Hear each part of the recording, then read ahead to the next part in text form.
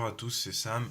Je voulais vous partager une autre vidéo sur la recherche produit. Alors j'insiste sur la recherche produit puisque c'est hyper important, hyper critique, puisqu'un bon produit devant une bonne audience, eh ben, ça cartonne. Donc j'ai vu cette image sur une page Facebook qui a 4 millions de followers. Ils ont partagé ce produit-là. Il a eu énormément de commentaires et de partages, donc on s'est dit tout simplement qu'il serait intelligent de le tester sur la niche, par exemple, Home and Garden, la niche décoration, la niche design, sur une clientèle de femmes. Donc la première chose qui m'est venue à l'esprit, c'est de le rechercher évidemment sur AliExpress pour pouvoir le tester. Donc j'ai ouvert AliExpress. Et très concrètement, ce qu'on fait, c'est qu'on évidemment on tape les mots-clés qui sont dans la description du produit ou sur la fiche produit dans AliExpress. Donc là, j'ai tapé Teardrop Glass Terrarium.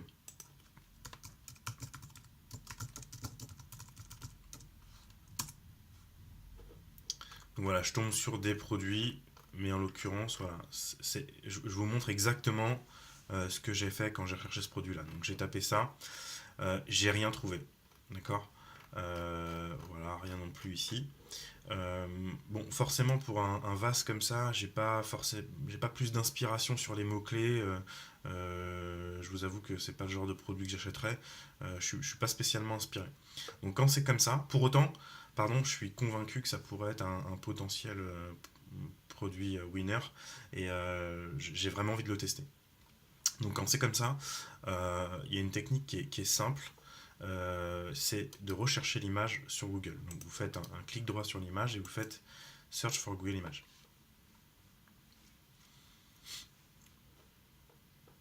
Donc là, déjà, première chose, vous vous apercevez que donc il vous a bien cherché l'image et on trouve ce vase sur eBay, on le trouve, enfin là sur AliExpress, mais il me semble que c'est pas le bon vase non plus. On va regarder, mais voilà, ça s'en rapproche, mais c'est pas non plus le vase qu'on cherche. Vous trouvez voilà, encore des liens sur eBay, sur DHgate, sur Walmart. Donc encore une fois, au passage, ça vous permet de... Si vous faites un peu tous ces liens, vous allez voir différents mots-clés, différentes descriptions produits, etc., etc. Si jamais vous voulez, différents pricing aussi. Si jamais vous voulez le tester, ça va vous donner une idée de combien il faudrait le vendre, une idée du prix.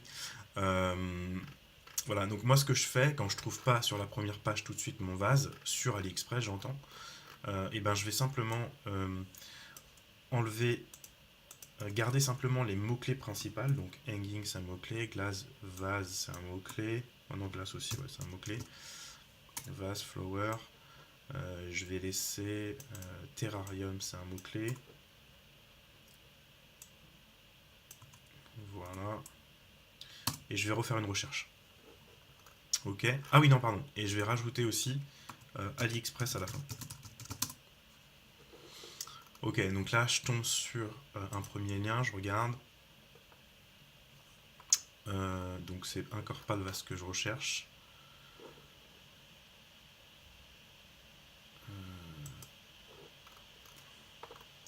Tiens, voilà. Là, il y en a un qui ressemble à ce que je recherche. Donc là, bingo, j'ai trouvé mon vase. Donc au passage, vous voyez que les mots-clés qu'il aurait fallu que je tape, ce serait transparent, hanging, vase, air plant, candle, enfin bref. C'est pas forcément, encore une fois, des mots-clés qui vous viennent tout de suite à l'esprit. Donc là, je trouve mon vase, je suis super content. Seulement, je suis un peu moins content sur le prix puisqu'il coûte super cher. Et d'avance, je sais que ça va être compliqué de le vendre à 70-80 $. En plus, voilà, ça ship uniquement via EMS, AliExpress. Les prix du shipping sont super chers. Bon, bref, ça me plaît pas. Donc là, ce que je fais, c'est que je descends tout en bas. En revanche, ils ont des jolies photos, donc pourquoi pas les prendre si jamais. Mais je descends tout en bas et je vais chercher voilà, plus de produits de ce seller-là. Donc des fois, ils ont plusieurs listings à différents prix, ou sinon d'autres sellers, d'autres vendeurs. Donc je vais ici regarder. Et voilà. Donc là, j'ai trouvé un produit. J'ai trouvé le produit que je cherchais. Donc mon vase, c'est bien le même. On est content. Oups. Pardon. Donc voilà, c'est bien le même. Il est à 5 $. Il s'envoie vers la France en 14-17 jours via AliExpress Standard Shipping, ça me va bien. Et je sais que c'est un produit que je vais pouvoir vendre 20-25 $ facilement, en me disant qu'il est peut-être pas chez Ikea, chez Habitat, et donc potentiellement je vais faire un x4, x5. Voilà, ce qui me plaît pas sur ce listing, c'est un vote. Là, je vois qu'il y a, au passage, il a été ouvert depuis le 10 avril 2017, donc à peine un an. Il y a un vote, il y a 2 commandes. Bon, j'aime pas trop. Je vais essayer de regarder si il y en a un autre. Il doit y en avoir des autres, il y en a toujours des autres. Il